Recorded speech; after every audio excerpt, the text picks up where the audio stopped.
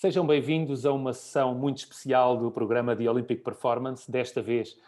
com a Faculdade de Motricidade Humana e com o Congresso de Ciências do Desporto, com o qual nós muito orgulhosamente nos associamos. O Comitê Olímpico de Portugal é um prazer, uma honra poder estar também a partilhar um pouco daquilo que tem sido o nosso trabalho no Comitê Olímpico de Portugal com todos, quer na Faculdade de Motricidade Humana, com todos aqueles que se inscreveram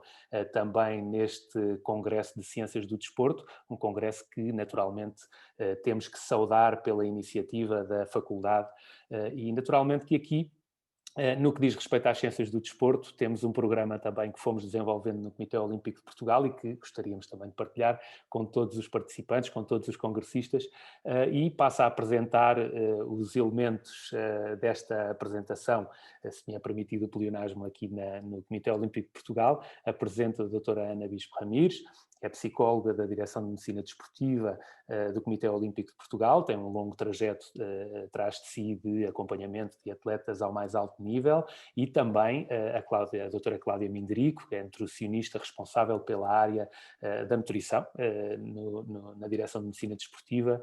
do Comitê Olímpico de Portugal. E eu próprio, Pedro Roque, sou diretor desportivo do Comitê Olímpico de Portugal. E vou então dar início à apresentação, apenas para compartilhar a tela. Já irei dar a palavra também às minhas colegas, mas para já fazer uma pequena introdução, uma pequena abordagem relativamente àquilo que foi até agora este programa de Olympic Performance, uma vez que há algumas novidades relativamente àquilo que eram os conteúdos e também os procedimentos anteriores no Comitê Olímpico de Portugal nesta matéria. Referir que no início do ciclo, a Comissão Executiva do Comitê Olímpico de Portugal decidiu criar duas novas direções no seu seio, nomeadamente a direção desportiva, com um caráter de acompanhamento daquilo que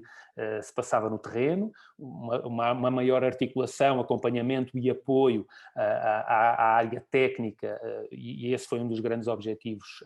traçados. O outro foi também a criação de uma direção de medicina desportiva que pudesse efetivamente dar apoio, um suporte diferente também nesta área às federações desportivas e aos atletas e treinadores em preparação para os Jogos. Acontece que nesta direção de medicina desportiva foram criadas três valências: a valência da medicina desportiva, a valência da psicologia desportiva e também a valência da nutrição desportiva, e foram estes os âmbitos de ação da direção de medicina desportiva,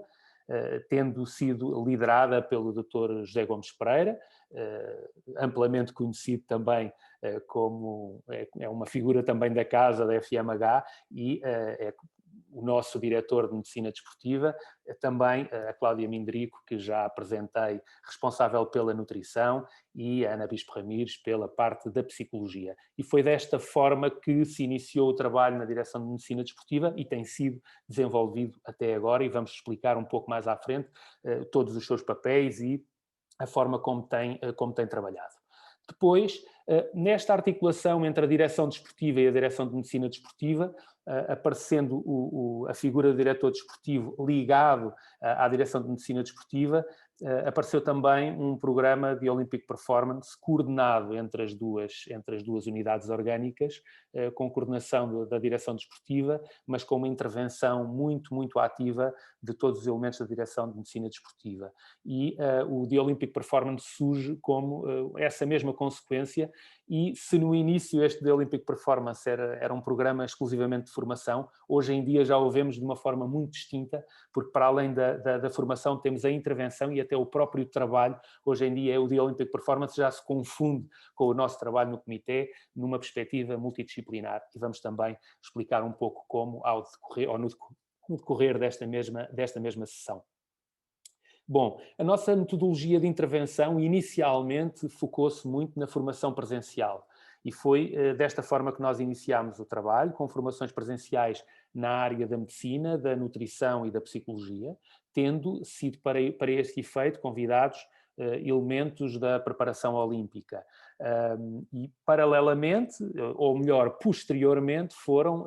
adotados novos regimes, novos métodos, nomeadamente ao nível da formação à distância e da criação de webinars. Naturalmente que estes métodos ficaram mais populares, digamos assim, depois da situação pandémica, e houve, de facto, a possibilidade de chegar a mais pessoas, chegarmos a um público mais vasto, mas também chegarmos de uma forma mais sistemática também a todos os elementos que participam na preparação olímpica. Por fim, temos também uma metodologia de intervenção, nomeadamente no que diz respeito ao apoio individualizado. E vamos também falar um pouquinho acerca disto, ou seja, para além da formação, houve, conjuntamente com o trabalho com as federações e através de solicitações das próprias federações, houve também um trabalho da Direção de Medicina Desportiva no que diz respeito ao apoio individualizado a atletas e treinadores no terreno, e esse foi também um passo que demos em frente e julgo com bastantes bons resultados. Aqui há alguns números, dizer que no terreno pudemos trabalhar conjuntamente com várias federações, e estão aqui algumas listadas: o handball, o badminton, o basquetebol, o futebol, a ginástica, o karaté, o ténis, o tiro com arco. Foram várias as federações que solicitaram apoio nestas áreas ao Comitê Olímpico de Portugal, mas não só. Tivemos também a parceria com o Carlos Jamor, fizemos um trabalho também conjuntamente com o Departamento de Estudos e Projetos do Comitê Olímpico de Portugal no programa da formação olímpica com as escolas, e também demos algum apoio, algumas autarquias também solicitaram os nossos serviços. Devo dizer que tivemos numa primeira fase, onde apenas fizemos formação presencial, cerca de 18 sessões. Aumentámos o número de sessões quando passámos para uma fase de webinars, e já vamos ver também que os números foram distintos. E, para além do trabalho com atletas, equipas técnicas e multidisciplinares, fizemos também um trabalho, iniciámos um trabalho com as famílias, porque nos parece, e vamos também e vamos ilustrar isso mesmo na nossa apresentação, parece-nos que o trabalho com as famílias é muitíssimo importante. O treino vai muito para além daquilo que nós normalmente olhamos e verificamos como a sessão de treino em si, e as famílias têm um papel absolutamente decisivo, particularmente nos escalões de formação, mas não só, também ao nível da elite, há um papel muito, muito importante das famílias. Tivemos 4 sessões numa primeira fase, 2 delas nos Encontros Nacionais de Esperanças Olímpicas, ou seja, intervindo diretamente com encarregados de educação dos atletas que estão nas Esperanças Olímpicas, mais 2 sessões aqui no Comitê Olímpico e depois mais uma sessão por via do webinar.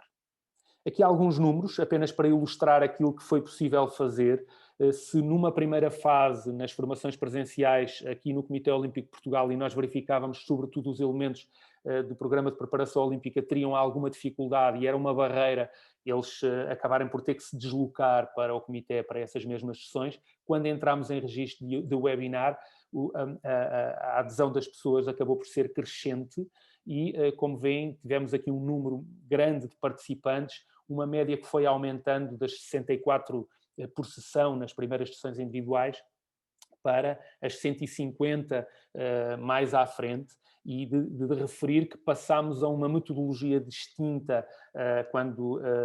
em vez de fazermos sessões individuais em termos dos webinars, passámos a fazer ciclos formativos de um determinado tema, e esses ciclos revelaram ter algum sucesso e tivemos médias crescentes de participação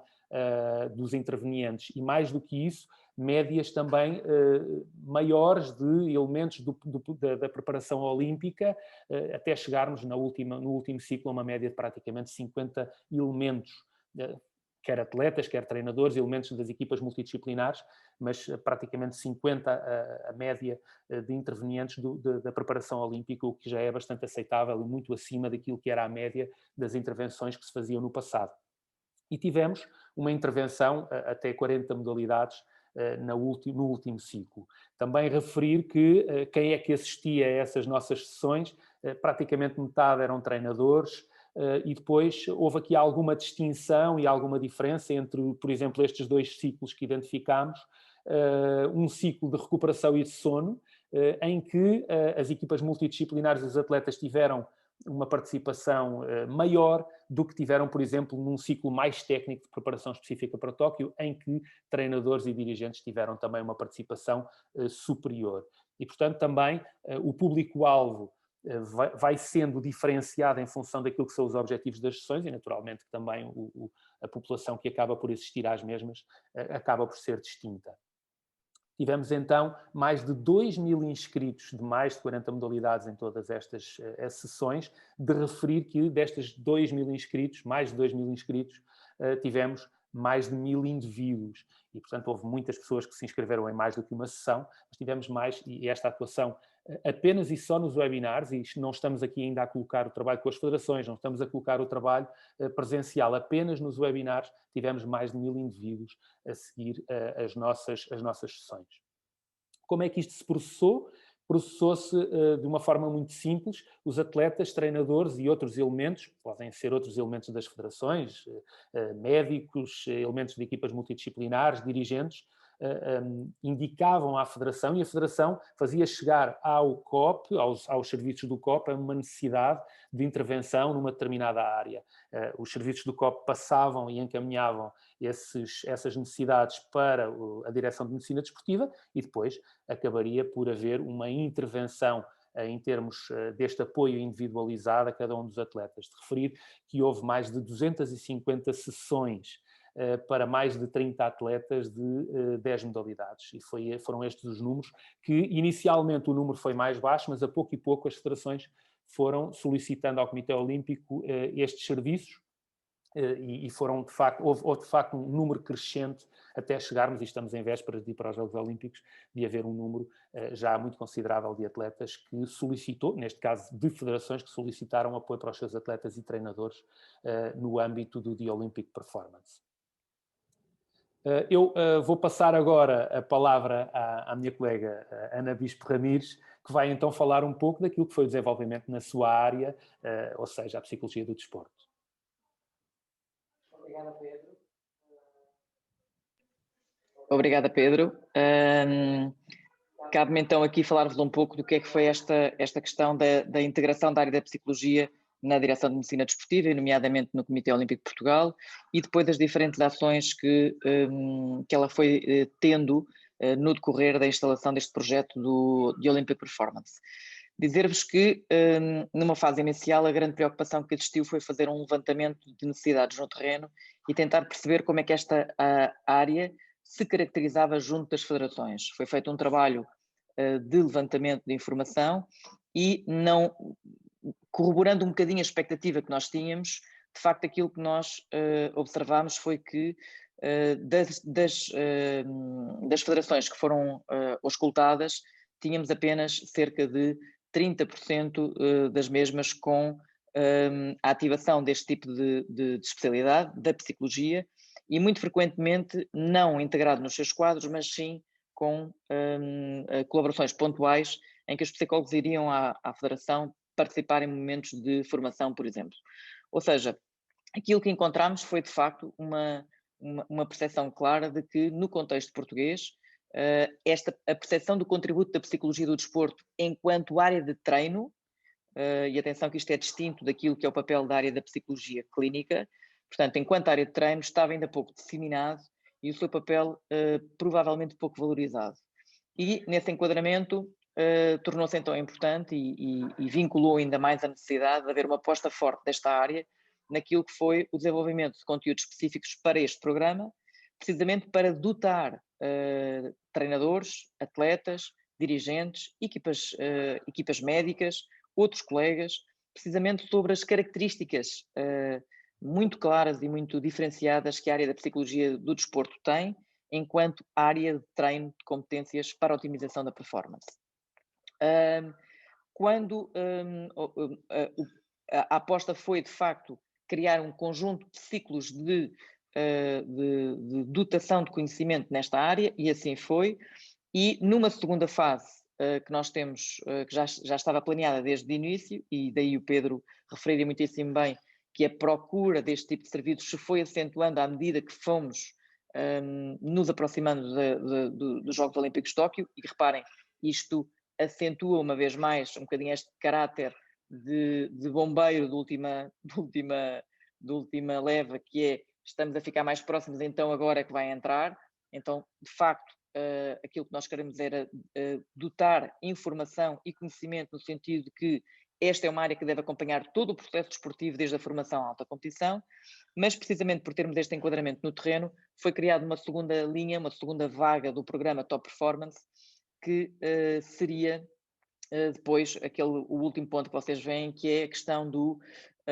Top One-to-One, que seria já o apoio individualizado, ou seja, seria uma consequência natural deste primeiro braço, que seria a formação. Pelo meio, tivemos aqui alguns momentos que importa destacar, ou seja, muito rapidamente o próprio Comitê Olímpico de Portugal reconheceu a importância desta área e resolveu, em boa hora, reforçar o apoio às federações através do lançamento de um programa de apoio complementar para os atletas que estavam integrados no programa Top Elite, ou seja, para terem uma noção, os atletas que enquadravam este tipo de nível poderiam escolher o seu próprio psicólogo, fazer uma apresentação à federação para expor o caso e, posteriormente, o Comitê Olímpico validar essa mesma integração desse profissional na sua preparação. E, portanto, este foi um programa que foi lançado muito precocemente e, curiosamente, e reforçando aquilo que eram as nossas expectativas, não teve, de facto, grande solicitação numa fase inicial. E, portanto, este foi um marco muito importante nesta área. E depois, quando nós começámos aqui, de facto,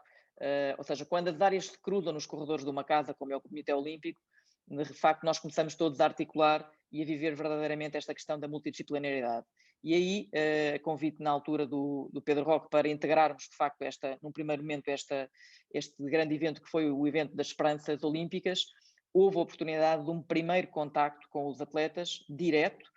e dizer-vos que tivemos uma experiência muito interessante em que conseguimos avaliar, do ponto de vista das competências psicoemocionais, mais de 190 atletas, em que no espaço de 24 horas eram avaliados e recebiam automaticamente um relatório sobre aquilo que tinha sido a informação produzida pelas suas respostas, com orientações diretas para aquilo que era a sua prática nos próximos tempos, ou seja, o que deveriam fazer para melhorar determinadas áreas da sua toolbox psicoemocional. Depois, e porque de facto todos nós fomos um bocadinho, vimos a nossa vida interrompida com esta questão da pandemia, tornou-se muito claro para o Comitê e para a área da psicologia em particular que, principalmente na primeira vaga, observou-se, seja do ponto de vista da sociedade, seja do ponto de vista da sociedade esportiva, movimentos de elevadíssima disrupção e também acompanhar naturalmente disrupção emocional. E nesse enquadramento foi criada uma task force e foi criado de facto aquilo que foram 4 manuais específicos para, em articulação aqui e um enorme obrigada ao papel das federações neste capítulo, que foram criados 4 manuais de atuação e de regulação dos estados emocionais, práticas e orientações muito claras para o dia-a-dia, naquilo que teria a ver com o lidar mais eficientemente com uma situação que pode ser considerada de trauma emocional, ok? Portanto, foram criados 4 manuais distintos, manuais para suportar a atividade dos treinadores, manuais para suportar o dia-a-dia dos atletas, manuais para suportar a prática dos próprios colegas de psicologia que estavam no terreno, na área do desporto, e, não menos importante e perfeitamente fundamental,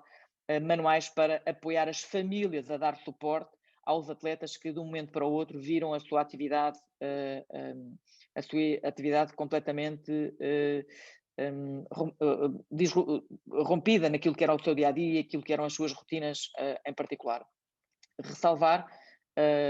que para este trabalho em particular contámos também, curiosamente, Pedro, também com a colaboração e a participação do Duarte Araújo, que de forma muito rápida e voluntária se ofereceu para nos ajudar a rever todos os conteúdos e fazer também aqui algum aporte naquilo que foi o produto final que foi entregue às federações. E aí sim o papel muito importante das federações, e ressalvar esta nota, aqui a trabalhar em parceria com o Comitê Olímpico em forma de, numa lógica de equipa, que teve um momento e um papel importantíssimo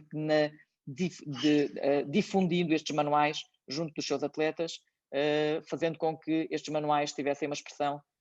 pelo país inteiro, com níveis de impacto que nem nós estaríamos à espera. E é um bocadinho isto, Pedro. De alguma forma, neste momento em particular, o que é que nós estamos a fazer? O foco neste momento, as ações de formação foram suspensas há um mês e meio dos Jogos Olímpicos. Tivemos também uma colaboração muito forte naquilo que era a ativação dos conhecimentos no terreno, conforme o Pedro disse, com as federações, dirigimos a elas próprias em temáticas específicas, e neste momento em particular, aquilo que está a ser feito de facto é o apoio individualizado e a preparação de todos os atletas que recorreram a este tipo de serviço para aquilo que vai ser a sua prestação nos Jogos Olímpicos. E creio que para já é tudo, Pedro. Muito obrigado. Muito obrigado, Ana, por esta explicação muito clara. Eu vou passar agora a palavra à Cláudia Mindrico para também falar um pouco acerca daquilo que foi a intervenção na área da nutrição. Obrigada, Pedro. A área de integração da nutrição na direção de medicina desportiva. O grande objetivo da nutrição é apoiar as adaptações do treino. Portanto, o principal objetivo foi contactar com os atletas e ajudar a maximizar as adaptações induzidas pelo estímulo do seu treino. E por isso é fundamental, tal como o treino é periodizado em microciclos, mesociclos e macrociclos, que a alimentação se encontra par e passo desses mesmos objetivos, ou seja uma facilitadora das adaptações e jamais dificulte as adaptações desejadas por aquele microciclo ou mesociclo de treino. Portanto, primeiro grande objetivo, maximizar, potenciar as adaptações desejadas por cada um dos treinos que é administrado ao atleta. É verdade que todas as federações, ou eu diria que a grande maioria das federações já têm um nutricionista, que os centros de alto rendimento têm nutricionistas associados, mas o atleta,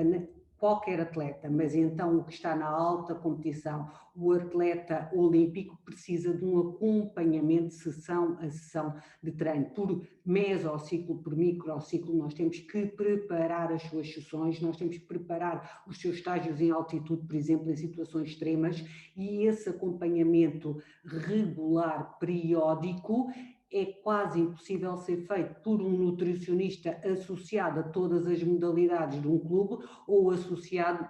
ao alto rendimento, onde se dirigem 200, 300 atletas e, portanto, por muito boa vontade que o nutricionista alocado tenha, é difícil, eu diria quase impossível fazer este acompanhamento, e daí esta necessidade de integração na direção de medicina desportiva no COP de um nutricionista que possa efetivamente acompanhar os atletas que solicitem esta aproximação mais individualizada e periódica no tempo. E por isso maximizar as adaptações induzidas pelo treino, de forma a melhorar também o tempo de recuperação entre treinos e entre competições. Isto é fundamental para que o atleta possa render o mais possível no treino seguinte e render o mais possível em competição ou entre várias competições, quando temos vários combates ou temos várias séries no mesmo dia em competição. É fundamental a nutrição para alcançar a composição corporal funcional desejável à modalidade, a cada uma das modalidades, e essa composição corporal funcional desejada tem que ser obtida ou deve ser obtida em período de treino, afastada do momento da competição. Não é no momento próximo da competição que se fazem alterações da composição corporal funcional, porque vão alterar a massa, vão alterar a energia do atleta, e isso pode ter consequências no rendimento desse mesmo atleta, e portanto tem que ser feito num trabalho a longo prazo e jamais num trabalho a curto prazo. E só desta forma é que é possível reduzir a taxa de lesão, de debilidade funcional e aumentar a consistência do rendimento desejado, quer para a competição, quer na vida do atleta, da longevidade da vida do atleta, ou seja, prolongar-se durante o maior número de anos possível em competição, este mesmo atleta. Para isto tudo é fundamental educar. É preciso intervir, prescrever, mas temos que educar. E tal como a colega Ana Ramires referiu, começamos com os Esperanças, começamos por educar os Esperanças com as nossas sessões presenciais. Não só os Esperanças, começamos pelos Esperanças, ou gostaríamos de começar pelos Esperanças porque estamos a preparar Paris, obviamente, são os próximos atletas olímpicos que teremos e, portanto, educar, fizemos questionários, avaliámos, em função dos resultados dos questionários, preparámos as sessões de educação e ajudámos a escolher os alimentos mais adequados para o treino. É necessário alimentar, nutrir, mas nós nutrimos através da alimentação os treinos e a fase de desenvolvimento em que se encontram estes mesmos atletas. Nos Esperanças eles estão numa fase pubertária, a maioria deles, e temos que alimentar o seu crescimento, maturação e desenvolvimento para além do treino, do stress do treino intenso, e que é fundamental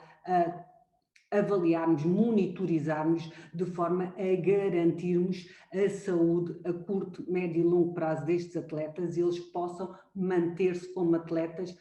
para além dos 14, 15, 16 anos. Quando isto não é feito como deve ser, a longo prazo nós podemos estar a comprometer a vida do atleta. E, portanto, é essa, de facto, a missão da alimentação ou da nutrição. Eu gosto de lhe chamar alimentação porque a nutrição, os nutrientes, que é aquilo em que nós pensamos, estão incluídos nos alimentos e nós ingerimos alimentos que são compostos pelos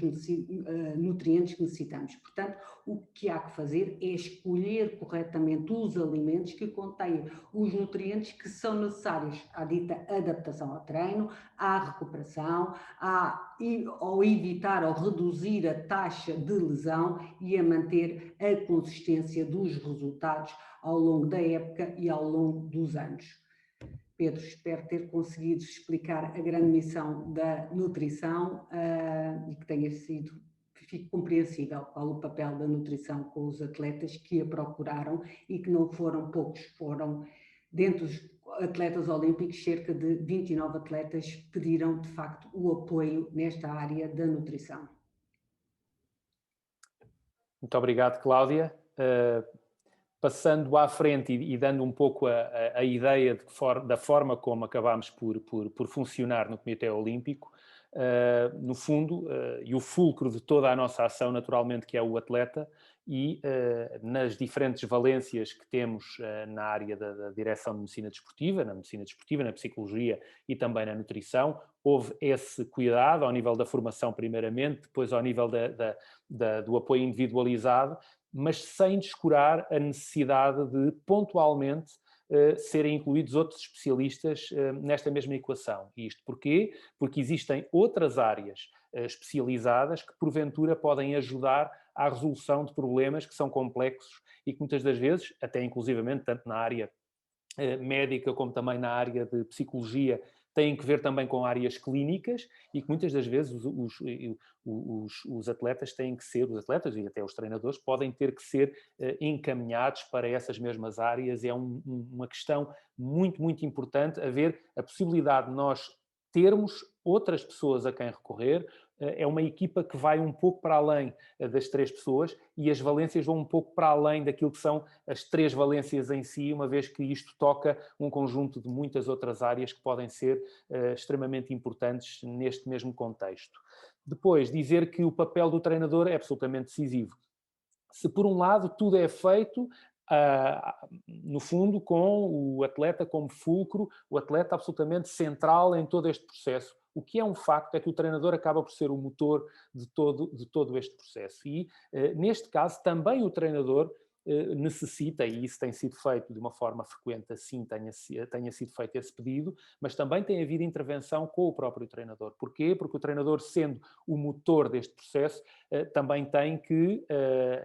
a todos os níveis, estar ao mais alto nível, se me é permitida a expressão, mas o que é um facto é que o treinador, conjuntamente com o atleta, são os elementos centrais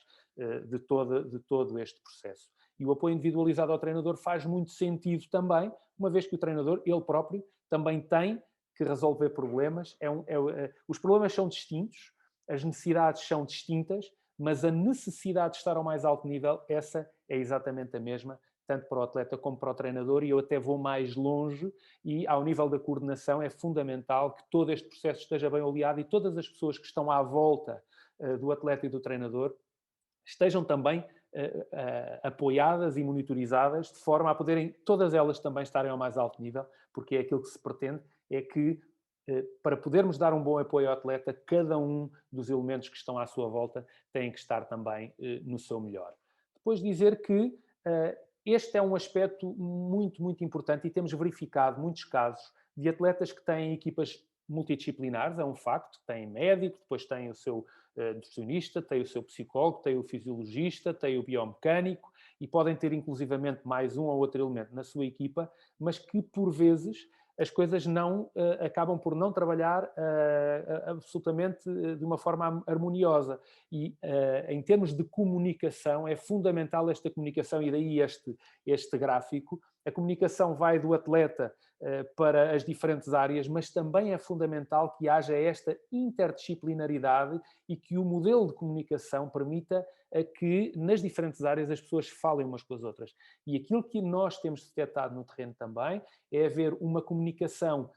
por vezes deficiente entre as diferentes áreas, o que não permite a resolução de problemas que são complexos e que muitas das vezes acabamos por dar soluções distintas em áreas distintas, e isso não é desejável. E é também dessa forma que aqui no Comitê Olímpico de Portugal, pelo menos temos essa perspectiva e temos tentado trabalhar numa dimensão não só multidisciplinar, mas também interdisciplinar. Bom, e agora vamos falar em casos concretos, e eu vou interromper o compartilhamento aqui da tela para termos aqui uma breve conversa. Eu vou apresentar dois casos, o primeiro dos quais tem que ver com um atleta, ou com atletas de elite, nomeadamente no setor masculino, e vamos no segundo vamos falar sobre o setor feminino também, e vamos dar aqui um caso concreto, uma situação mais prática, e de que forma é que, em termos multidisciplinares e interdisciplinares, esta situação pode ser trabalhada. Mas falava atletas de elite no setor masculino, e vamos falar sobre um tema particular. Atletas que, e isto temos visto com alguma frequência, atletas que utilizam de uma forma muito veemente, de uma forma muito frequente, a suplementação para aumento de força, com o objetivo de melhorar a performance, mas também ao nível do controle do peso. E atletas também com um traço de ansiedade em relação a este tema. E, portanto, vou lançar, de alguma maneira, a discussão num registro de mesa redonda, começando pela Cláudia, neste particular, porque temos vindo a sentir esta questão e este problema, muitas das vezes, esta questão da suplementação. Cláudia, como é que tu vês este problema em atletas de elite que procuram, muitas das vezes, para ganhos de força, para a melhoria da performance, mas também para controle da composição corporal e do peso? Como é que tu vês esta questão? É uma questão muito, muito complexa, Pedro. E é um caso muito engraçado que colocas aqui como diretor da área desportiva. Suplementação. Em primeiro lugar, a maioria dos produtos, houve uma avaliação na Europa dos produtos todos suplementares ou de suplementação, e o que se verificou foi que cerca de 85% dos produtos não contêm o que diz os rótulos. Ou seja, não quer dizer que tenham substâncias que não são lícitas, mas não contêm efetivamente a quantidade ou exatamente os produtos que o rótulo indica. Não são controlados por nenhuma entidade e, portanto, podem escrever o que quiserem, dizer que está rico em leucina e depois vamos ver e tem vestígios de leucina ou nem sequer tem leucina, um dos aminoácidos mais relacionados com o anabolismo, por exemplo, e que quando estamos a trabalhar em hipertrofia pode ser lógico ou sensato fazer o aumento do seu consumo. Destes produtos todos avaliados, cerca de 14,8%, não é cerca, exatamente 14,8%, eu diria cerca de 15% deles tinham contaminação com produtos ilícitos que vão efetivamente retirar o título que acabou de ser ganho, se forem detectados, como todos nós sabemos. E, portanto, há que ter um cuidado absolutamente extremo na utilização dos suplementos, em primeiro lugar. Depois, a informação científica conhecida revela-nos de uma forma absolutamente explícita que existem poucos produtos que têm efetividade em termos de suplementação. E isto porquê? Porque nós temos os alimentos, como eu dizia há pouco, que são constituídos por nutrientes. E esta interação dos nutrientes existentes dentro dos alimentos parece ser determinante para a sua absorção e para a sua metabolização e função no organismo. Ou seja, a potenciação entre os diferentes nutrientes que existem nos alimentos. Por exemplo, vamos comparar a proteína whey, rica em leucina, por exemplo, é enriquecida em leucina e dizemos, ok, temos a proteína que é mais anabólica por hora, por unidade de tempo, porque em longo termo poderia ser a caseína, mas estamos a falar da whey, no momento, por hora, a mais anabólica, que é mais conhecida em termos anabólicos, com maior potência anabólica. Depois temos o aminoácido em si, leucina, que é o que vai fazer uma maior potenciação do mTOR, ou seja, do grande fator anabólico do nosso organismo. Então vamos comprar uma whey enriquecida com a quantidade sugerida de leucina, entre 3 a 5 gramas, e eu vou ter uma maior absorção destes nutrientes. Pensa-se que a absorção vai ser maior. É um facto, eles estão na forma simples e, portanto, vão ser absorvidos mais rapidamente, mas estão em quantidades tão elevadas que nós não temos capacidade, de regra geral, de absorver essas mesmas quantidades. Quando, por outro lado, nós ingerimos leite, por exemplo, ou seja, a whey proteína, conhecida como whey proteína, na tradução para português é a proteína do soro do leite, quando eu vou buscar a proteína do soro ao leite, do soro do leite à bebida propriamente dita, o que é que eu tenho? Tenho muita água para hidratar no pós-exercício, certo? Tenho eletrólitos que me ajudam nessa mesma reidratação, tenho cálcio que me vai permitir repor o cálcio da bomba de cálcio necessária à contração muscular, à reparação da minha massa isenta de gordura, como por exemplo o osso, à reparação da massa muscular, tenho o magnésio que vai permitir o relaxamento das fibras e maior perfusão sanguínea para retirar os nutrientes tóxicos, os produtos tóxicos resultantes da produção de energia dentro da célula muscular e, portanto, eu tenho um conjunto de nutrientes que vão ser muito mais efetivos no que se pretende em termos de recuperação da célula muscular de uma forma rápida e a longo prazo. Para além de que nós sabemos que a lactose é fundamental ou promove efetivamente a absorção de cálcio. Por exemplo, o leite também é dos poucos alimentos que tem vitamina D na sua composição, que também é um facilitador da absorção do cálcio. Portanto, nós temos uma interação de nutrientes que vai, apesar de ele não estar na forma mais simples como na suplementação, vai permitir a absorção desses mesmos nutrientes e a sua efetividade dentro do nosso organismo ao serem metabolizados. Há um estudo, por exemplo, muito engraçado, com uns atletas que se encontram em estágio, da mesma idade, com a mesma disponibilidade alimentar, claro que comem em quantidades diferenciadas em função das suas necessidades, mas a mesma qualidade alimentar, e são feitas avaliações plasmáticas relativamente à vitamina C e à sua relação com o sistema imunitário. E a um grupo divide-se ao meio, um grupo é dado 1 grama, 1000 miligramas de vitamina C sintética, sob a forma de um comprimidinho efervescente, 1000 miligramas, 1 grama, e ao outro grupo é dada uma laranja, que tem em média 80 miligramas, mas vamos dizer 100, que é para ser 1/10 das 1000, certo? Tomam diariamente, uns o comprimido efervescente, outros garantem a toma de vitamina C com a laranja, e foi avaliada a concentração plasmática de vitamina C no início do estágio e um mês depois no final do estágio. Quem é que tinha mais vitamina C plasmática? Obviamente que é o grupo da laranja, senão eu não estava a contar a história. Portanto, suplementação sim, é importante até para o organismo percepcionar uma outra concentração de determinados nutrientes numa determinada fase e ter repercussão, mas são poucos os nutrientes que provam efetivamente esta eficiência. A alimentação deve ser sempre a base da preparação para o treino, para alimentar o treino antes, durante e após o exercício. É sempre muito mais efetiva. Claro que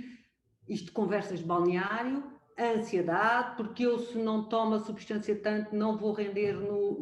em campo, o fulano não sei quanto está a tomar e é o campeão, portanto eu vou ter que tomar também se quer ser campeão, mas isto das questões de ansiedade e de mitos que existem, eu passaria a palavra à Ana para explicar como é que resolve esta situação e como é que me ajudaria a fazer o atleta perceber que menos muitas vezes é mais, até porque este mais tem que ser degradado no fígado e o fígado está ocupado com os produtos tóxicos resultantes do exercício e não quer estar ocupado com estes nutrientes em excesso que lhe dão imenso trabalho e que atrasam efetivamente a recuperação. Deixem-me terminar com isto. O excesso atrasa a recuperação, atrasa a adaptação, portanto menos é mais, regra geral, não é menos porque se eles estiverem a tomar muito. A quantidade indicada para cada um em função da exigência do treino e da relação do stress com que o indivíduo se encontra com o treino. Se o treino está mais intenso, está menos intenso, se estou com mais stress na minha vida, que se traduz também em stress no treino, e o stress no treino, no stress da minha vida. E, portanto, aqui a ansiedade e a ajuda da Ana, efetivamente, neste trabalho multidisciplinar fundamental. E esta relação com o stress, deixem-me dizer, muito importante ser verificado através da medicina e, por isso, este trabalho interdisciplinar em que o médico não pode estar de parte, porque eu tenho que avaliar determinadas hormonas, tenho que avaliar determinadas enzimas para perceber se eu consigo recuperar, se não consigo recuperar do treino, se estou numa fase de maior stress ou menor stress, se posso ajudá-lo com a alimentação ou simplesmente tenho que reduzir o treino. E, portanto, esta multidisciplinaridade que o Pedro apresentou inicial, entre o treinador, o médico que avalia, o nutricionista que tenta resolver, a Ana que vai resolver a ansiedade e o treinador tem que tomar decisões. Se reduz o treino, se melhora a alimentação, tem que estar sempre potenciada, mas o que fazer com aquele atleta para que ele não entre não comece a ter uma probabilidade de aumentar a lesão e, obviamente, terminar a sua época por causa de um overtraining, de um excesso de treino que pode ter sido implementado nesse mesmo atleta. Ana. Sim. Então, eu estava aqui a ouvir e estava-me a lembrar de uma história, Pedro. E antes de passar essa história, gostava de partilhar convosco, porque acho que tem alguma piada. Queria-vos também, não querendo puxar aqui um tema polémico, entre aspas, mas na realidade as marcas muitas vezes instrumentalizam os atletas, não é? E, portanto, ao instrumentalizarem os atletas, no sentido de vou buscar o atleta A, B, C ou D, que é campeão, como a Cláudia dizia muito bem, para ser o meu rosto, na realidade eu estou a ir buscar uma forma de influenciar todas as gerações que vêm atrás, não é? E ganhar uma credibilidade, ou seja, os produtos ganham a credibilidade de quem os representa e, portanto, ao colar estas duas variáveis, eu olho para aquilo e emocionalmente fico confortável com aquilo que me está a ser vendido, ok? E, portanto, neste enquadramento, de facto, há aqui como a Cláudia dizia muito bem, não deixa de ser curioso estes dados que ela apresenta de 86 ponto qualquer coisa por cento, de facto não tem aquilo que é suposto ter, e que quase 15% tem efeitos nocivos, que na realidade, quando o atleta toma consciência disto, não considera e ainda assim toma. Porquê? Por causa de um fator emocional, ok? Porque, como já dizia o nosso neurocientista Damasio, o António Damasio, a decisão não é um processo racional, porque se fosse, estávamos todos muito bem, aprendíamos as coisas na escola, sabíamos o caminhozinho todo certo. Na altura em que as coisas aquecem, a decisão é emocional, ok? A história que eu me estava a lembrar tem mais de 20 anos, quando eu me estava a especializar na área clínica também, e trabalhei numa das melhores escolas para mim, que é o Hospital Júlio de Matos, e um dos médicos que lá estava partilhou connosco uma história muito engraçada, que era de uma senhora que dizia que tinha instalado uma questão de insónia gravíssima e, portanto, precisava de um determinado comprimido para tomar, para conseguir dormir. Só que aqueles comprimidos eram uma bomba autêntica e, portanto, ela tinha que ir todos os dias ao médico buscar um comprimido para tomar. O que é que o médico se lembrou de fazer? Mandou fazer 30 comprimidos de efeito placebo, todos cor-de-rosa, todos iguaizinhos àqueles que ela tomava. A senhora chegou à consulta e olhou para ela e disse-lhe assim: bem,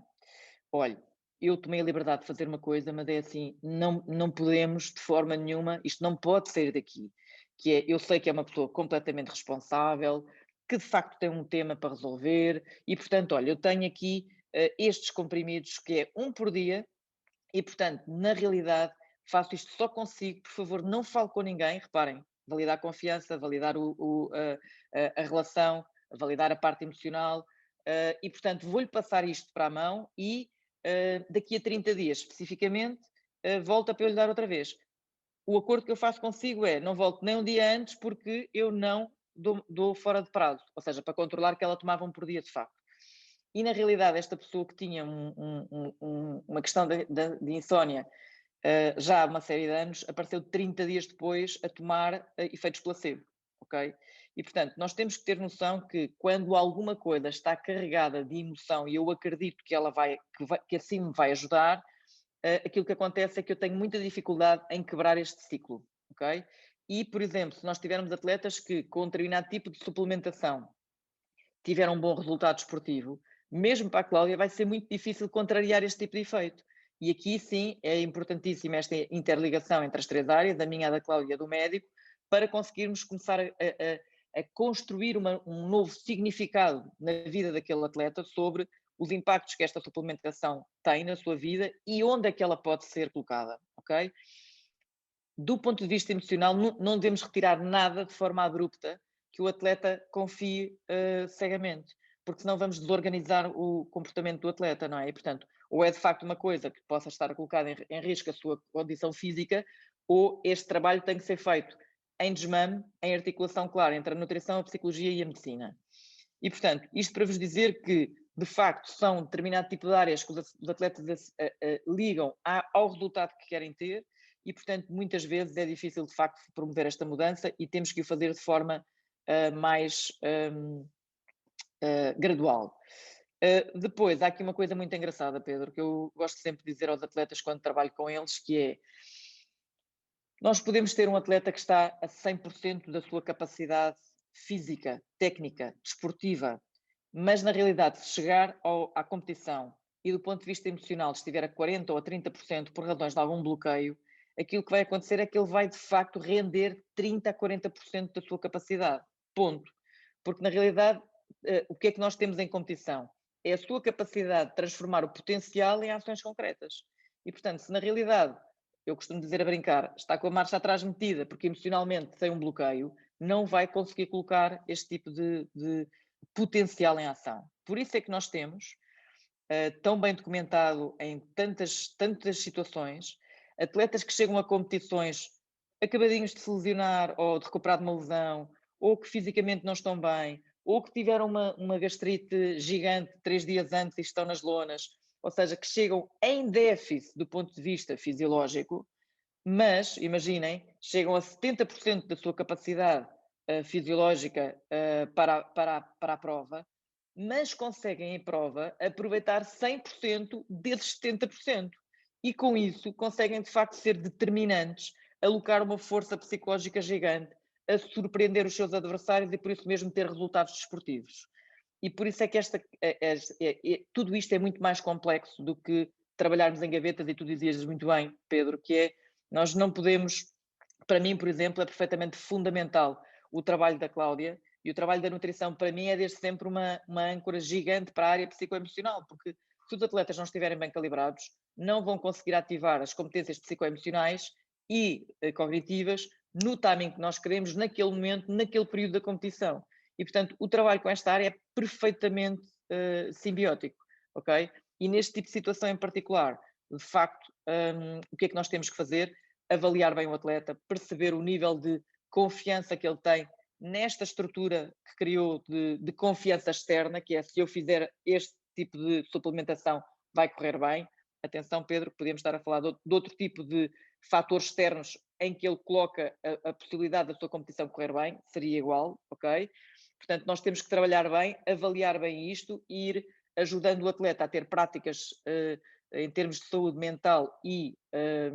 física mais ajustadas às suas necessidades, potenciando de facto aquilo que é a interligação deste tipo de uso deste tipo de substâncias para aquilo que é a sua necessidade real. Muito bem, e em relação àquilo que é o treino propriamente dito, aproveitando aquilo que foi dito pelas duas, julgo que também será fundamental relevar o papel aqui do treinador, porque o treinador é com o treinador que o atleta está no dia-a-dia. O treinador é o principal, digamos, monitorizador do atleta no dia-a-dia. E isto tudo não faz sentido se não estiver completamente integrado com o processo de treino. Aliás, processo de treino este que, como eu disse, não se esgota no momento em que o atleta está na sessão de treino. Também as sessões com a nutricionista, com o psicólogo, com as restantes áreas disciplinares são também treino desportivo. A questão aqui está é que o treinador tem que ter, ponto número 1, a capacidade de observar, a capacidade de retirar informação no terreno, mas depois tem que também ter a capacidade de ler e a capacidade de comunicar com as pessoas que em cada uma das áreas estão a fazer o trabalho. Porque o que acontece é que, imaginemos que a Ana estava agora a falar numa situação de desmame. Se esta situação não estiver absolutamente coordenada com o treinador, muito dificilmente vai dar resultados, porque se o enfoque continuar a estar numa determinada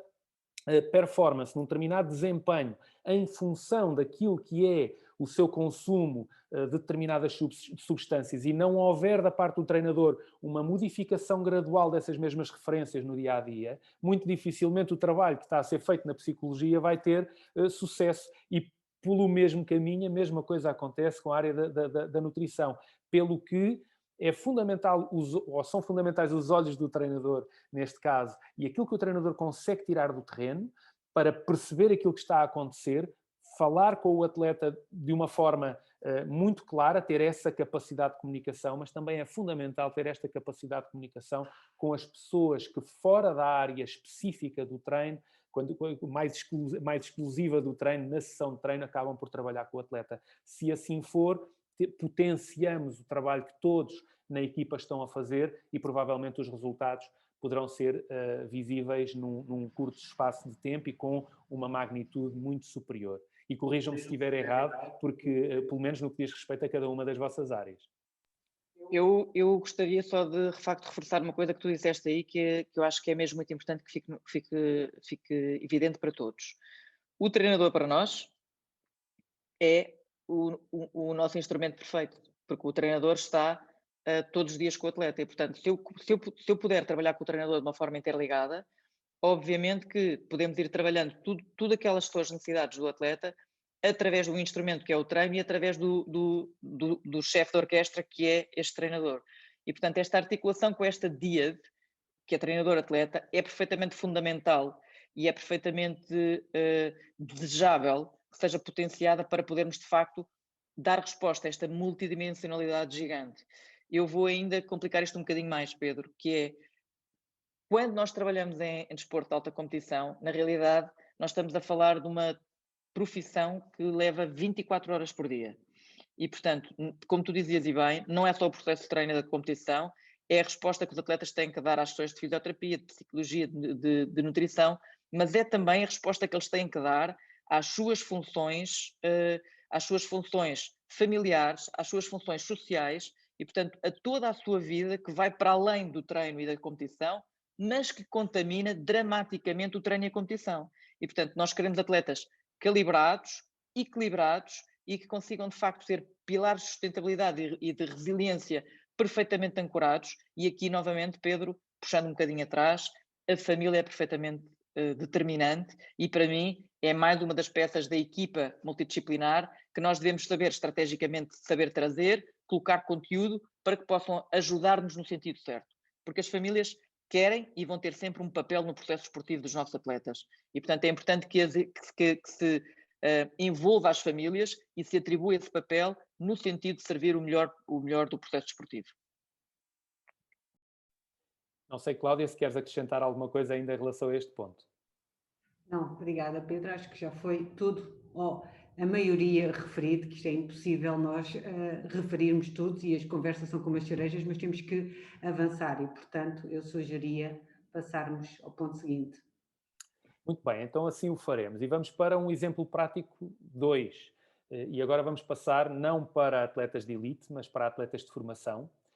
E esta questão da multidisciplinaridade e interdisciplinaridade muitas das vezes é vista como fundamental apenas e só no topo da pirâmide, quando isso não é verdade. Porque o processo de formação é um processo muitíssimo complexo, porventura até mais complexo do que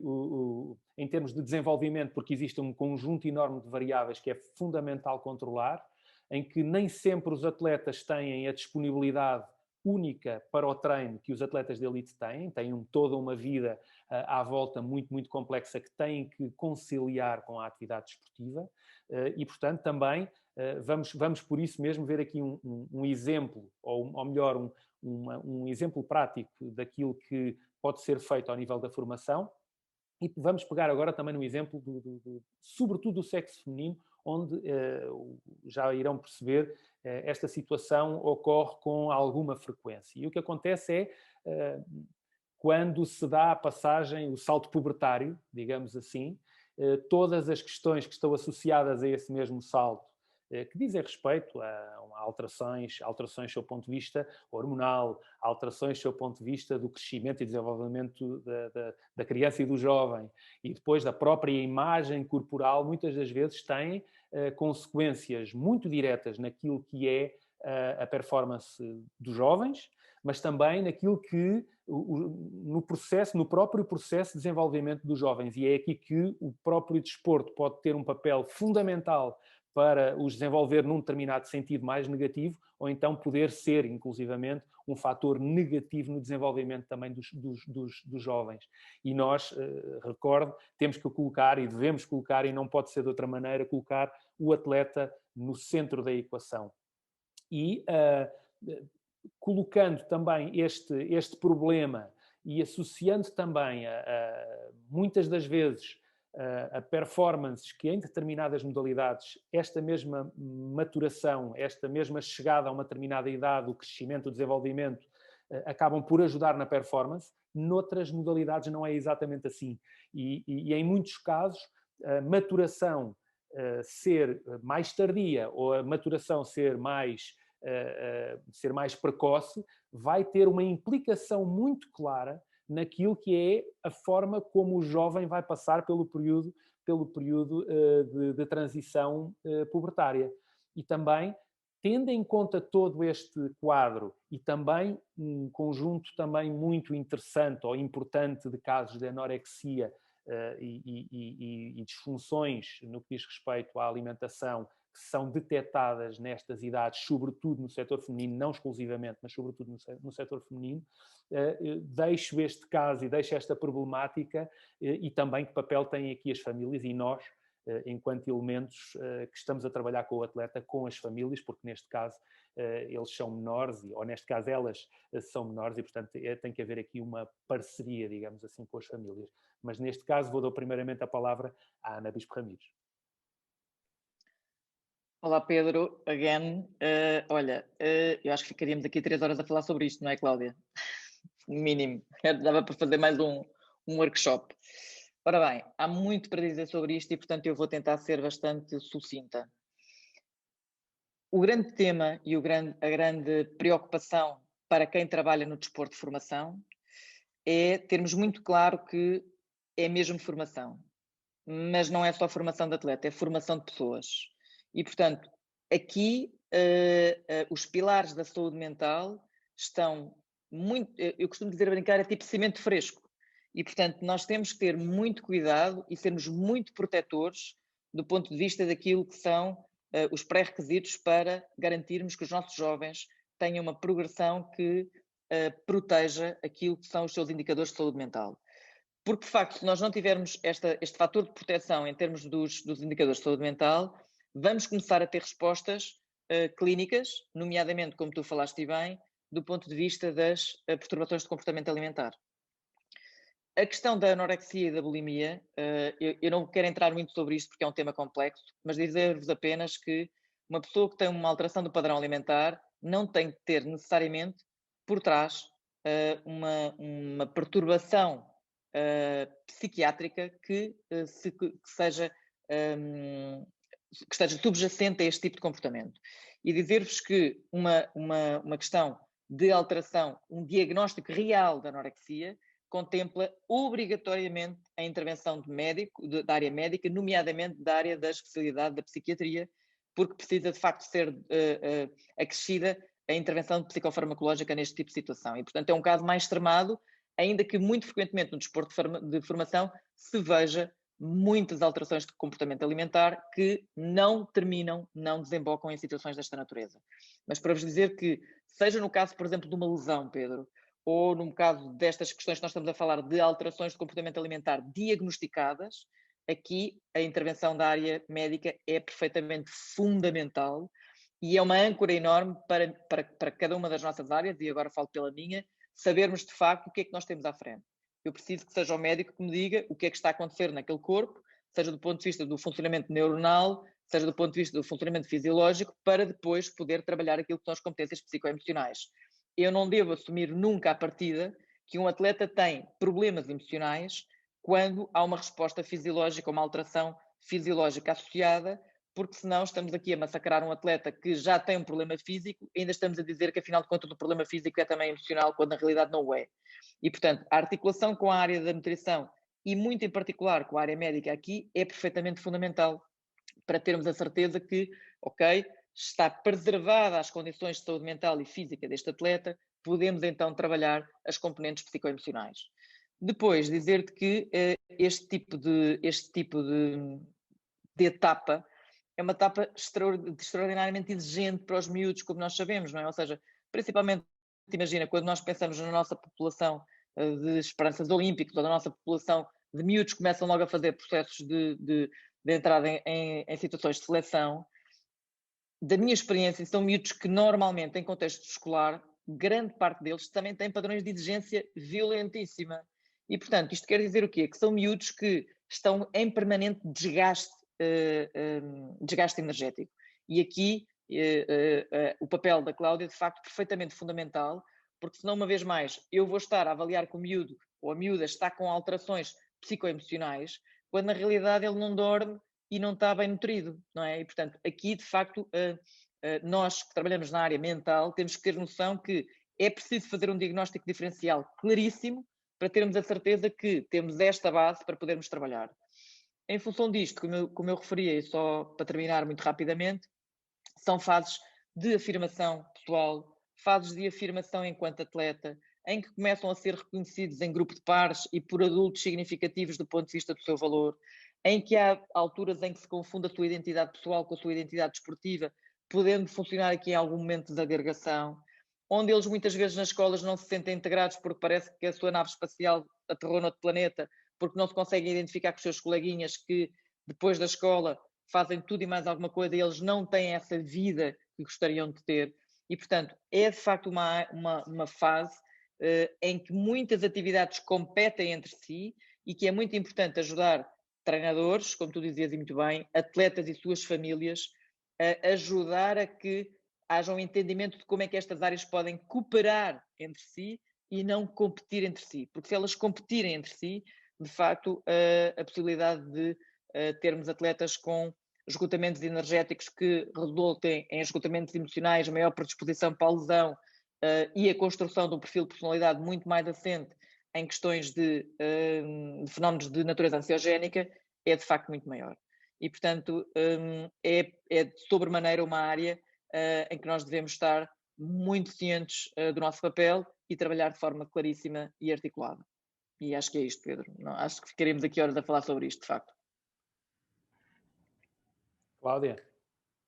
É um facto, ficaríamos horas a falar sobre isto. A Ana teve-nos a falar um bocadinho do desenvolvimento, portanto, nesta fase pubertária dos nossos atletas, estamos a falar de crescimento, maturação e desenvolvimento. Desenvolvimento, todas estas questões de desenvolvimento de comportamentos, de relação com o corpo, etc. Eu trabalho mais na área, obviamente, do crescimento, que é o que é quantificável, e da maturação. Para haver maturação é necessário que haja, ou seja, a maturação tem a ver com o tempo e o ritmo do crescimento, e nós podemos influenciar este ritmo e este tempo e ritmo do crescimento através da alimentação. Se fizermos uma sobrealimentação, um excesso de alimentação, nós podemos estar a potenciar o desenvolvimento, a maturação do atleta, ser mais rápida e comprometer o auge onde poderia chegar este atleta, ou seja, estamos a comprometer o nível de crescimento efetivamente deste atleta.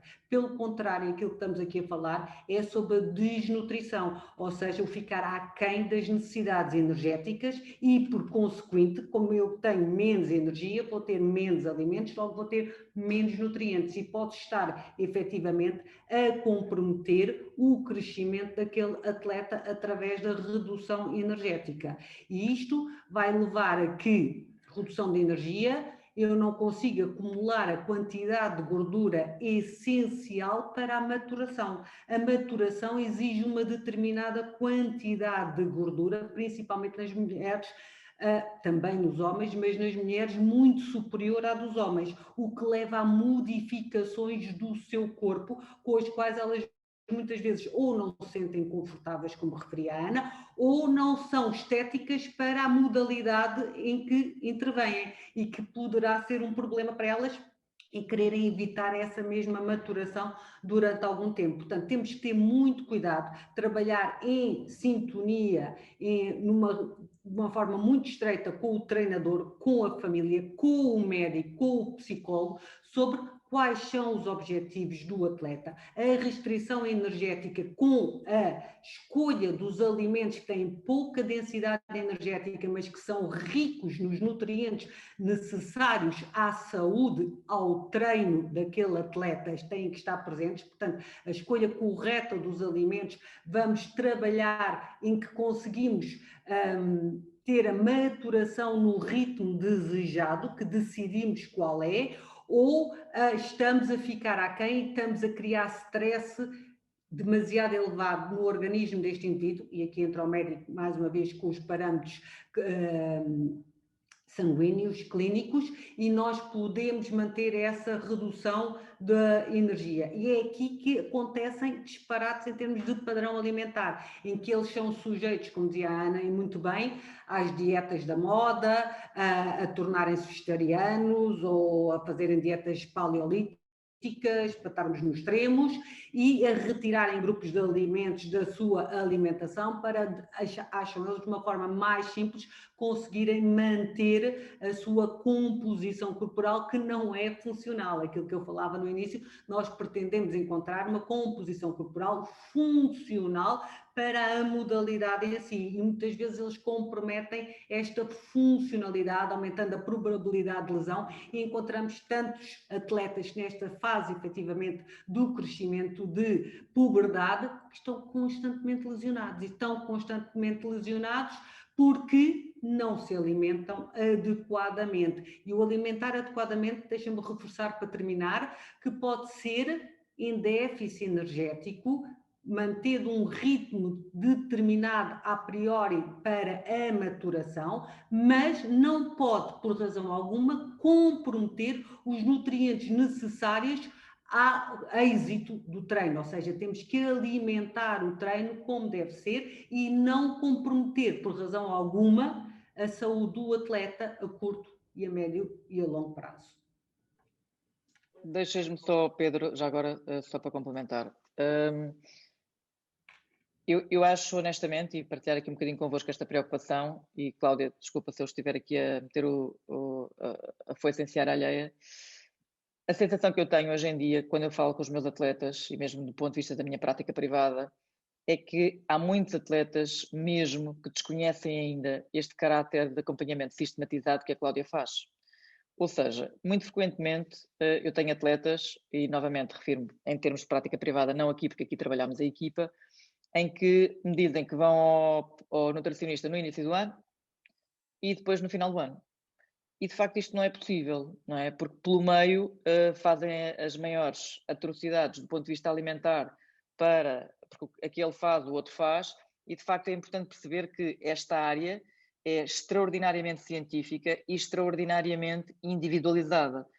E agora, porquê que é estranho, porquê que pode parecer estranho uma psicóloga estar a falar sobre isto? Porque de facto são inúmeros dos casos de atletas que nos chegam completamente desorganizados do ponto de vista emocional, porque se sujeitam, como a Cláudia diz, à dieta do livro A, do colega B ou do Dr. Google C. E estamos a falar de casos graves de perda abrupta de peso, no caso das miúdas, Pedro, com perda de menarca e com instalação de quadros depressivos que, na minha prática pessoal, já levámos quase ano e meio a recuperar. Okay? E é importante que as pessoas tenham noção disto. A área da nutrição é um pilar fundamental para o equilíbrio físico, mas também para o equilíbrio psicoemocional. Há estudos científicos que nos dizem que se nós não estivermos bem nutridos de acordo com as nossas exigências pessoais, nós podemos fazer aquilo que são falsos positivos, ou seja, parece que temos uma depressão e não temos, parece que temos uma alteração do padrão de sono e não temos, parece que temos quadros emocionais de labilidade emocional e não temos, vamos depois ao psiquiatra e tomamos medicação e achamos que ficamos bons, quando na realidade, de facto, trabalhando com alguém da área da Cláudia, corrigindo a questão da alimentação, de facto, tudo se desenvolve de uma forma muito mais natural e mais propícia àquilo que queremos que os atletas de facto alcancem. E isto é perfeitamente fundamental, não é? E é perfeitamente fundamental também entender-se que, quer a minha área, quer a da Cláudia, e novamente, falando aqui em equipa, neste caso em particular, é impossível garantirmos resultados de um dia para o outro. Isto não existe. São áreas de treino, como é a área de treino específica que têm diariamente. E, portanto, qualquer solução que encontrem de resultados imediatos vai ser uma solução que a curto e médio prazo trará efeitos mais negativos e nefastos do que, de facto, se percebermos que isto faz parte do processo desportivo e deve estar integrado e é um tema do dia-a-dia e não uma coisa para ir ao guru uma vez por ano ou uma vez por 6 meses. Está bem? Muito obrigado. E ao nível do treino é fundamental o treinador ter um conhecimento, em primeiro lugar, um conhecimento aprofundado das matérias que digam respeito à maturação, ao crescimento e ao desenvolvimento dos jovens. Um treinador que intervenha nesta área e, em particular, que intervém com um volume de intensidade já elevado nesta área, tem que entender isto. Porque, caso contrário, e têm sido muitos os casos, sabemos perfeitamente que têm sido muitos os casos de processos de treino completamente desfasados daquilo que deve ser um processo de treino orientado e ligado à saúde. Porque muitas das vezes há a perspectiva de que, por via de querermos obter um determinado resultado desportivo, vale a pena nós hipotecarmos a saúde para lá chegar. E, porventura, a nível do curto prazo, isso pode até ter pode fazer algum tipo de sentido. No curto prazo isso pode realmente fazer sentido, mas a maior parte das vezes aquilo que nós estamos a fazer é estragar a carreira do atleta. Basicamente, o saltar estas etapas, o não ter a capacidade de perceber que, porventura, aquele campeonato da Europa de Júniores pode não ser tão importante assim e que nós colocamos como uma prioridade extrema no nosso trabalho, esse campeonato da Europa de Júniores só faz sentido numa perspectiva de longo prazo, para podermos chegar, enquanto séniores, a uma carreira profícua, ao mais alto nível, mas também com alguma profundidade, com algum tempo de duração. E só dessa maneira, e muitas vezes se fala também na experiência, e o atleta não é só a performance imediata e aquilo que consegue fazer no momento, é também experiência. E quantas vezes nós vemos atletas que, porventura, já sem a frescura de outros anos, conseguem resultados acima daquilo que conseguiam quando tinham idades em que, metricamente, poderiam ser capazes de performances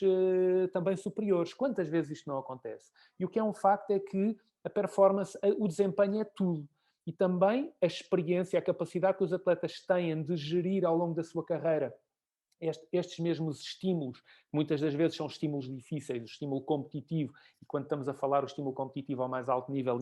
envolve uma série de muitas variáveis. Esse é um aspecto absolutamente fulcral e não devemos cortar as pernas aos atletas numa fase mais inicial,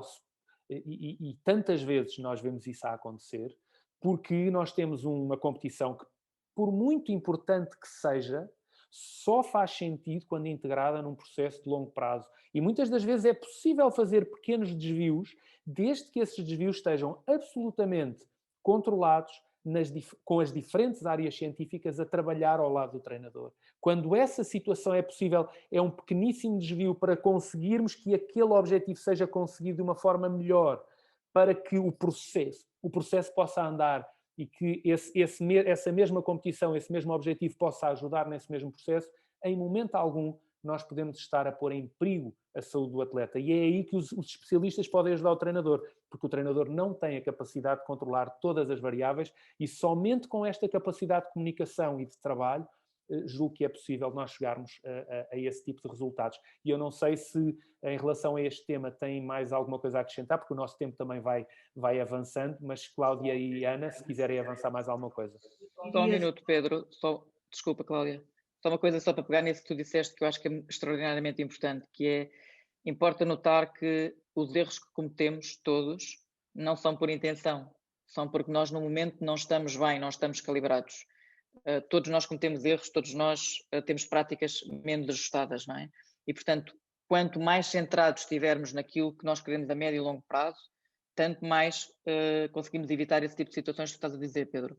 E termino aqui a minha participação, deixando uma provocação, Pedro, porque nós já brincámos muitas vezes com isto entre nós, e eu inclusivamente já tive a oportunidade de fazer isto num webinar, que é, de facto, para nós, para mim, o atleta de top performance deve ser sempre o treinador. Então, por que não o treinador, de facto, trabalhar também com um psicólogo e com um nutricionista e com uma equipa médica que sustentem a sua capacidade e a sua energia para que esteja a cada momento ao melhor nível. E é isto que é importante também ter nota, que é temos que colocar o peso também no sítio certo. Nós precisamos que os treinadores também olhem para si próprios como atletas de alta competição e vão buscar estas áreas de especialidade para se capacitarem ainda mais e poderem ainda melhor servir o propósito a que se destinam. Está bem? Obrigadíssimo e passo a palavra à Cláudia. Eu iria só culminar com as palavras do Pedro e as tuas, que é a inteligência, a sabedoria de utilizar a equipa multidisciplinar que lhe é permitida ou possível para potenciar o trabalho do treinador. Portanto, só revela inteligência do treinador, pôr em prática um conjunto de especialistas, ou chamar assim um conjunto de especialistas que estão disponíveis para trabalhar da melhor forma, para gerir a evolução do atleta da melhor forma. Portanto, apenas os bons treinadores que utilizam equipas multidisciplinares terão sucesso com os seus atletas a longo prazo, diria eu. Ok, avançando e voltando a partilhar a nossa tela para a parte final da nossa intervenção de hoje, e procuro incessantemente aqui a nossa apresentação, a qual, infelizmente... está aqui. Está aqui. Todos veem aplicabilidade, peço ajuda, muito obrigado. Bom, passamos à frente e agora muito rapidamente vamos entrar na fase final e temos aqui algumas reflexões finais que basicamente aquilo que é a nossa filosofia de trabalho, aquilo que nós defendemos é que havendo uma identificação daquilo que são as necessidades dos atletas e dos treinadores, que todos os envolvimentos que estão à sua volta, quer sejam os clubes, as federações e também por inerência o próprio Comitê Olímpico naquilo que é a sua esfera de intervenção, nomeadamente ao nível da preparação dos atletas para o contexto olímpico, mas terminando também, e todos estes atores trabalhando em conjunto com as famílias, nós podemos construir, digamos que, um futuro mais profícuo, e tendo em consideração que atleta, sobretudo o atleta, está no centro, mas atenção ao treinador, que é o motor, e agora acabámos de ouvir também as palavras, quer da Ana, quer da Cláudia, é fundamental nós colocarmos estes dois atores no centro da equação, e tudo à volta deve trabalhar de forma a que eles sejam os atores principais e não o contrário. E esta é uma mensagem que nós gostaríamos de deixar. Depois dizer algumas das dificuldades que nós notámos ao longo do processo,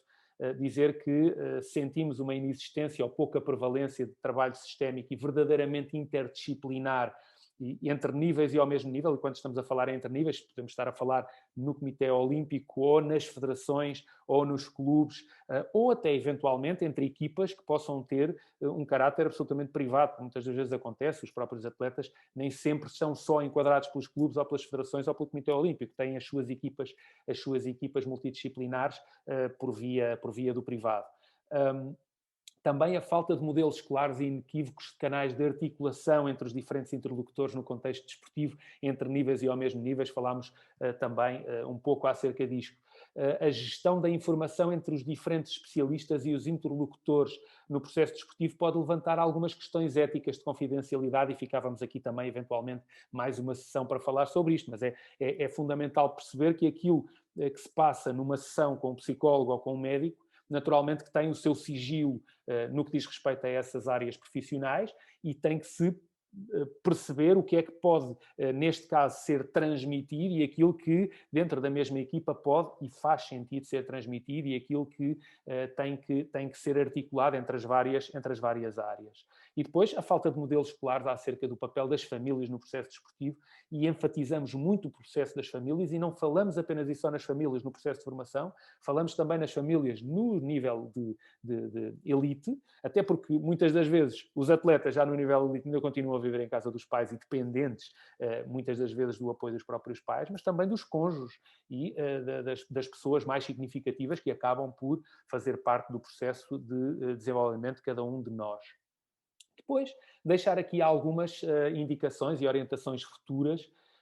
Em primeiro lugar, sensibilizar os diferentes interlocutores, em particular os que se encontram em posição de decisão, porque esse é que, como o próprio nome indica, decidem, para a pertinência e urgência da criação de equipas multidisciplinares de saúde e performance. Isto é absolutamente fulcral e que deve existir. Mas atenção que eu falo nisto, mas há também uma questão fundamental neste processo, que é a resolução do problema do treinador, em que muitos dos casos,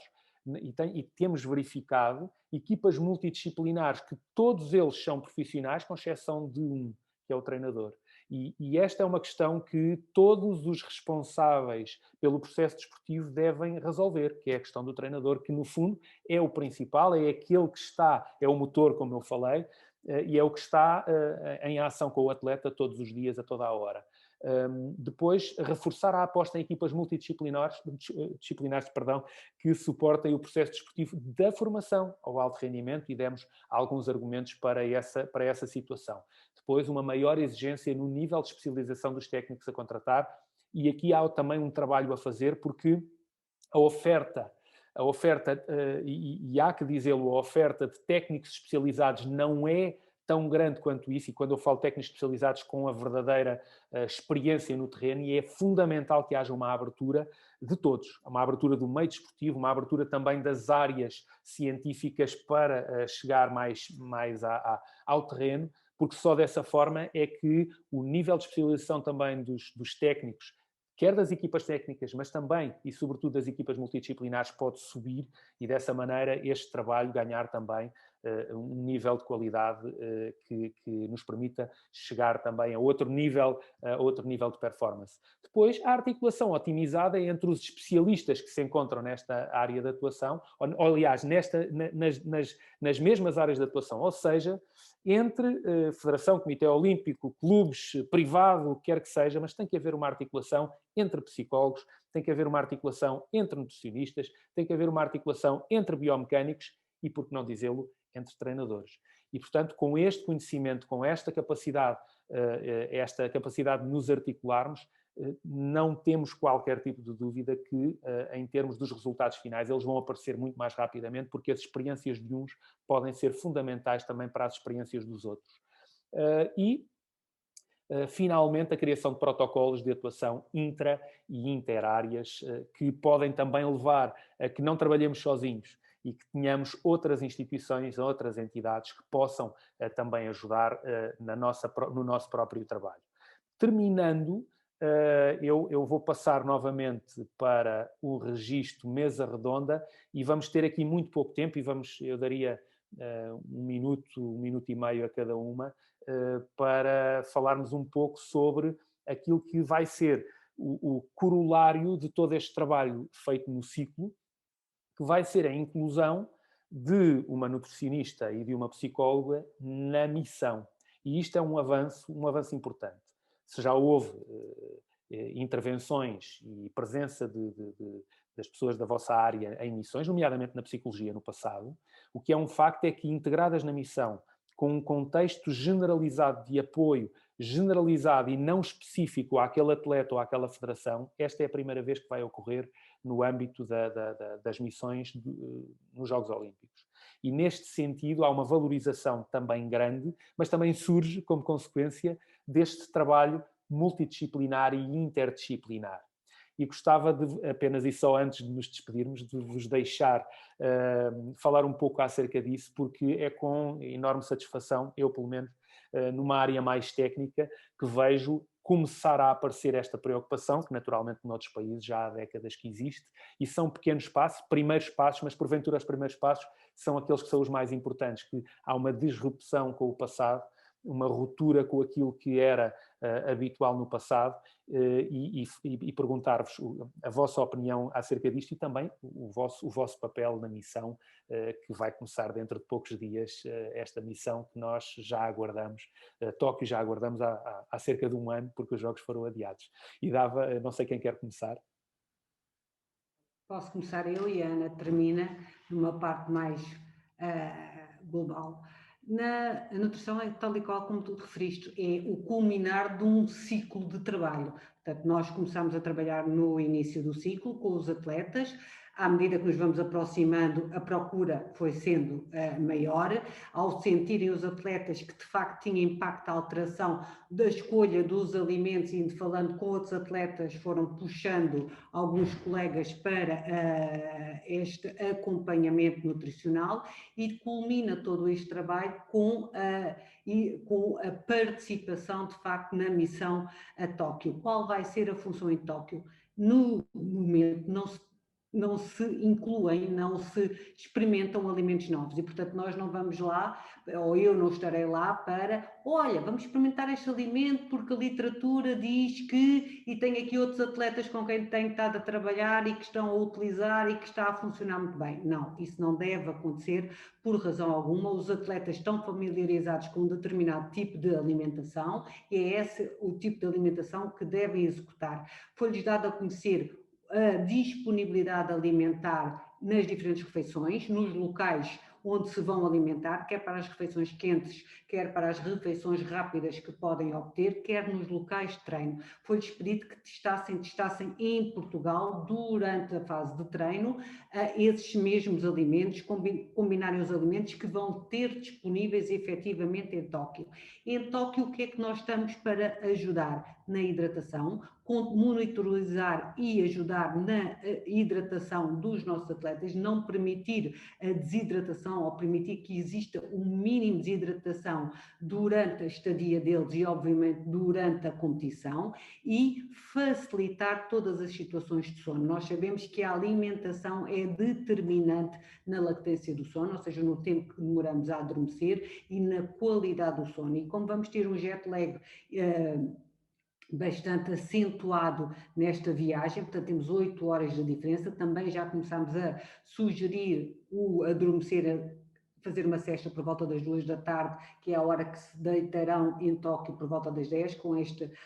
diferença horária de 8 horas, e depois a introdução dos alimentos mais adequados em função de quem tenha mais dificuldade ou menos dificuldade na adaptação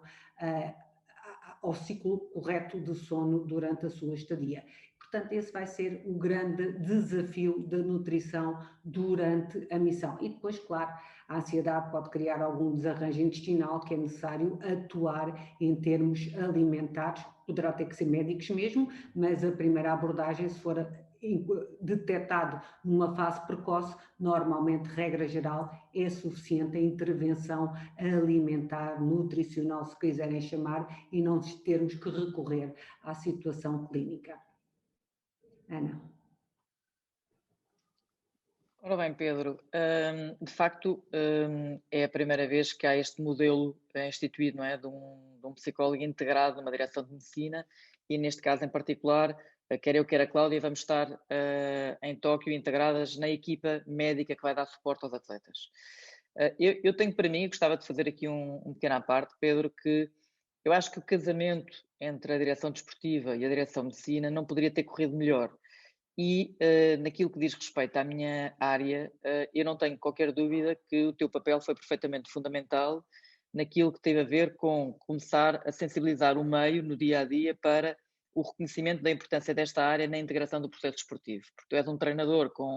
para além da função que tens hoje em dia, és um treinador com uma experiência fora do comum, em termos de processos de alto rendimento, e portanto tens uma compreensão muito clara de como é que estas áreas se jogam e são perfeitamente importantes e vitais para que o atleta tenha sucesso e o próprio treinador tenha sucesso e, no fundo, o processo desportivo vá para bom porto. E eu não tenho dúvida nenhuma, de facto, que se estamos hoje aqui a apresentar estes dados e estes números, muito se deve, de facto, à tua compreensão do fenómeno e a um trabalho multidisciplinar que foi perfeitamente fundamental e que eu sei garantidamente que irá transpor-se para Tóquio. Eu já tive esta experiência contigo em Minsk, que correu muitíssimo bem. E isto porquê? Porque, de facto, nós vamos ter 92 atletas em Tóquio, as suas equipas técnicas, mais um conjunto de pessoas que dão suporte a este tipo de evento, e, na realidade, a minha capacidade de identificar problemas no terreno vai ser bastante diminuída. E vai ser diminuída porque eu não vou conseguir chegar a todos. E então, a única hipótese que eu tenho de intervir tem a ver com os fisioterapeutas, os médicos, o diretor desportivo, a nutricionista, os treinadores, os chefes de equipa, serem os meus olhos, no sentido de, quando identificam que alguma coisa no comportamento do atleta não está de acordo com o habitual, poderem de facto ter esta vontade para sinalizar e para se poder intervir. Se as pessoas podem perguntar assim, ok, mas qual é que é o tipo de eficiência que a psicologia pode ter neste contexto, atendendo a que não se trabalha com os atletas e não há já uma história integrada neste sentido. Vou brincar um bocadinho com a situação, é um bocadinho como o efeito placebo, ou seja, se a pessoa que ativa o psicólogo for da confiança do atleta, obviamente que a confiança da pessoa que ativou o pedido de ajuda passa para o psicólogo, neste caso em particular. E, portanto, o que é que nós temos aqui? Nós temos atletas que são elite nacional e que, obviamente, têm uma toolbox de competências psicoemocionais gigante e que, pontualmente, numa situação específica, pode, de alguma forma, bloquear. E aí, sim, pode ser perfeitamente fundamental a colaboração nesta área, que tem a ver com, de facto, na missão, eu ser a pessoa que, teoricamente, estou mais especializada para ajudar ao desbloqueio de situações pontuais e ajudar a que o processo do atleta possa se expressar no comportamento desejável e não em algum bloqueio que possa estar a existir. E, portanto, de facto, o papel da psicologia vai ser este, vai ser estar um bocadinho presente para todas as situações críticas que possam existir e atendendo ao contexto de pandemia que nós estamos a viver e a todas as constrições que vamos ter, é expectável que hajam processos de alteração emocional a acontecer à nossa volta com mais frequência do que num contexto normal, mas de facto é uma situação de atuação cirúrgica fundamentada num trabalho multidisciplinar que tem que ser muito eficiente. Muito obrigado, Ana, agradecendo as tuas palavras, porventura demasiado lisonjeiras, mas agradecer muito a vossa colaboração em todo este processo e também neste webinar ou nesta sessão, desejando a todos um excelente congresso, é de facto para nós, como já dissemos, uma honra poder associar-nos ao Congresso de Ciências de Desporto da Faculdade de Motricidade Humana, uma grande referência também na área formativa e também na intervenção no desporto em Portugal, e que assim continuará. E o Comitê Olímpico de Portugal, naturalmente, está sempre de portas abertas e disponível para todas as parcerias, para que, em conjunto, também aqui numa dinâmica distinta, mas aqui a interdisciplinaridade também vista de uma forma diferente, possamos, trabalhando em conjunto, chegar mais longe. E naturalmente que aqui o Comitê necessita também das entidades externas, e neste caso da Faculdade de Motricidade Humana, no que diz respeito às áreas de investigação, também nas áreas de intervenção, e havendo esta ligação com o terreno, o Comitê Olímpico pode também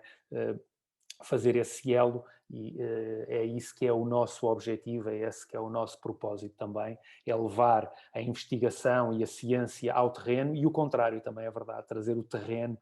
para a área da investigação e da ciência, porque somente com esta interligação nós poderemos chegar mais longe. Muito obrigado a todos por esta hora e meia de sessão, esperemos que tenha sido do vosso agrado. Vamos agora concentrar as nossas energias para Tóquio e vamos apoiar os nossos atletas, esperemos que os objetivos possam ser cumpridos, tudo o faremos para que isso possa ser uma realidade. Muito obrigado.